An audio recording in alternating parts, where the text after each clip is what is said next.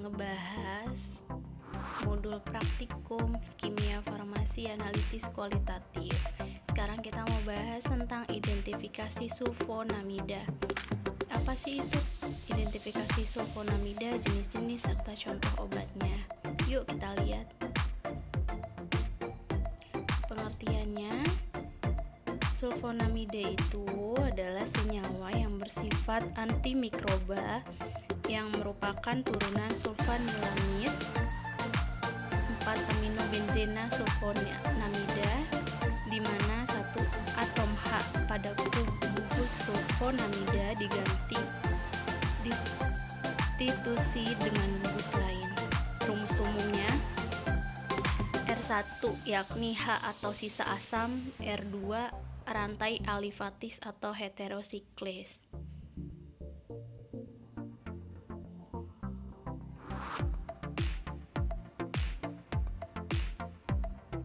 Sifat umumnya ada dua, yakni senyawa sulfonamida bersifat atmosfer dan kelarutannya dalam bentuk bebas, umumnya tidak larut atau sangat sukar larut air, ether, dan CH-Cl3.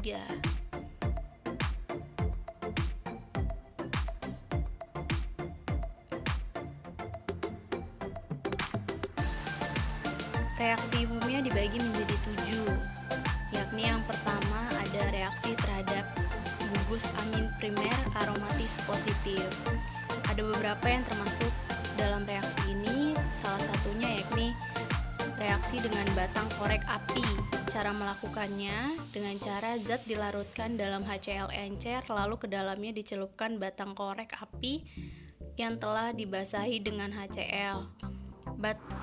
Maka batang korek api berwarna jingga.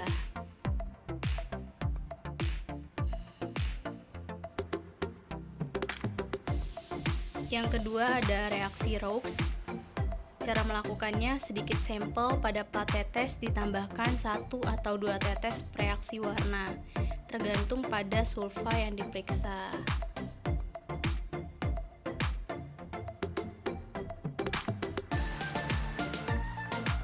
Yang ketiga ada reaksi dengan kalium bromat.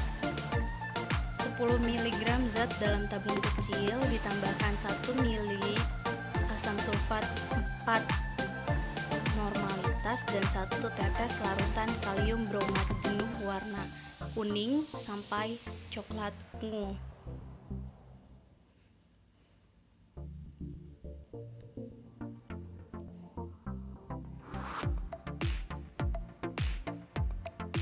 Selanjutnya ada reaksi vanilin dan H2SO4 untuk sulfa-sulfa yang mempunyai gugus metilpirimidin, misalnya seperti sulfamerazin dan sulfametazin.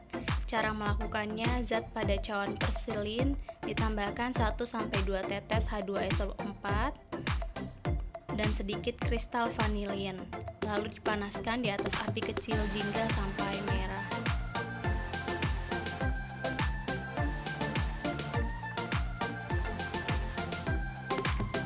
Selanjutnya ada pirolisa.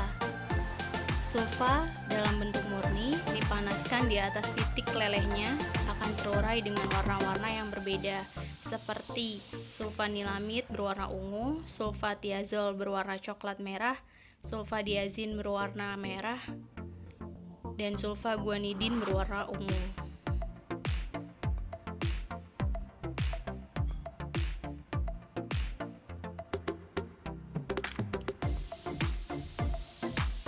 Ada lagi reaksi terhadap gugus sulfon positif.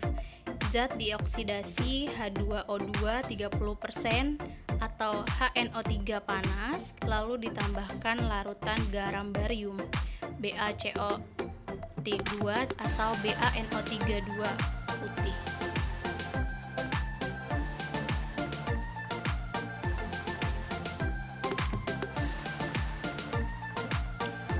Lalu ada reaksi kristal.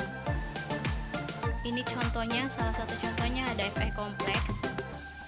Cara melakukannya, sedikit sampel atau isolasi diletakkan pada objek gelas.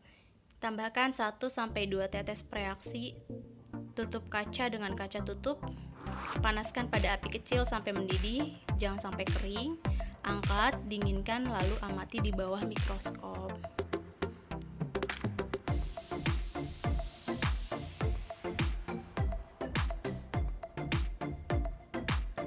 Lalu contoh obat dari identifikasi sulfonamida ini ada sulfametaxazole, banyak beberapa contoh lainnya.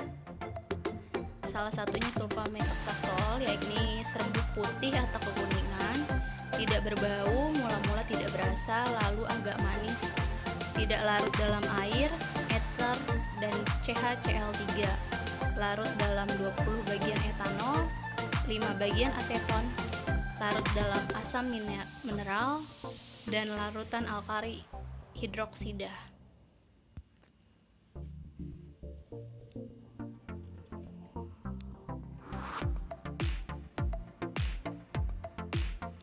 Identifikasinya dengan penambahan HNO2 dan beta naftol akan menghasilkan endapan merah jingga.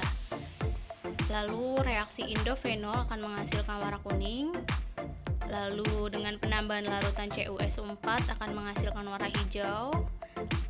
Reaksi Lieberman akan menghasilkan warna kuning. Reaksi Compagnie-Ziegler akan menghasilkan warna ungu biru.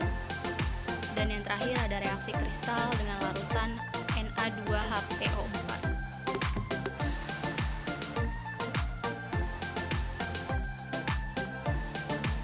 Sekian pemaparan dari identifikasi sulfonamida, semoga bermanfaat dan terima kasih.